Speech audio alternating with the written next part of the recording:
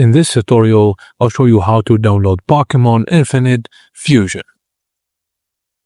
Firstly, go to the official Pokémon Infinite Fusion website or trusted source like Pokémon Fan Forum.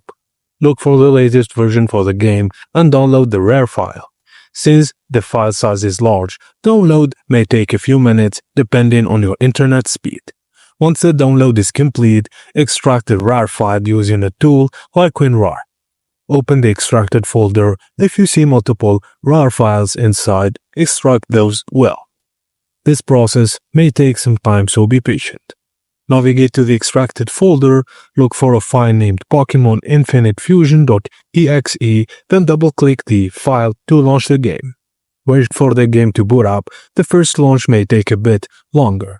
Once the game is running, start your Pokémon adventure. Explore World Fuse Pokémon and battle trainers in this exciting fan-made game.